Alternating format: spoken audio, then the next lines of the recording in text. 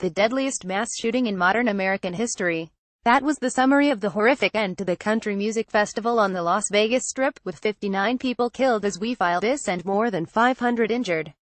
The early network reports were all news, and everyone knew what would follow immediately: an avalanche of liberal anger that gun control wasn't installed to prevent this from happening. The spirit of the fact-finding and objective media elite was characterized in a tweet from Cal Perry, a global editor for digital content at NBC News.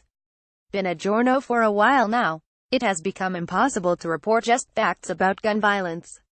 The fact is, America needs gun control. This is why most Americans distrust independent fact-checkers with media credentials. Emotions trump facts. It's a fact that Hillary Clinton was the most qualified, deserving Democratic nominee in modern history. It's a fact that the Russians installed Donald Trump in the presidency. It's a fact that guns cause violence. It's also a fact that truth has a liberal bias, and the media's job is to deliver that truth with buckets full of gusto. Former NBC anchor Tom Brokaw announced once again it was time for a serious conversation about access to deadly weapons. I think this is time for a national dialogue that we can have in a calm and reasoned way, in which the country can figure out how come we have so many mass shootings in this country, since the killer, Stephen Paddock, had assembled an arsenal of guns and ammunition to mow down innocent people.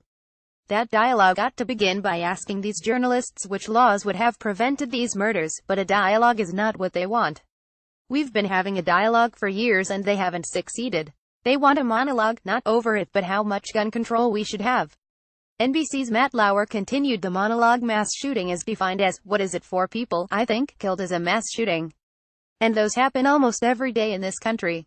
Brokaw replied, they do happen every day, as a matter of fact, Matt. No, they don't. Not in the way most Americans understand mass shootings. And any professional, fact-based journalist knows it. Emotions trumping facts. For raw avoidance of the facts, there's always the late-night comedy lectures. ABC's Jimmy Kimmel California denounced congressional Republicans. He said Mitch McConnell, Paul Ryan, and others who won't do anything about this because the NRA has their balls in a money clip, also sent their thoughts and their prayers today. Which is good. They should be praying for God to forgive them for letting the gun lobby run this country, because it's so crazy. Try to find a fact in there. The previous message was brought to you by speechwriters in the office of Senator Charles Schumer. In the realm of actual facts, Glenn Kessler, the Washington Post fact-checker, set out to analyze Marco Rubio's claim in 2015 after the Islamic mini-jihad in San Bernardino that none of the recent mass shootings would have been prevented by new gun laws. Kessler analyzed the 12 most recent mass shootings and their perpetrators and announced Rubio was correct. Everyone in America mourns these mass shootings. Everyone. But liberals think only they have the compassion and common sense to end it.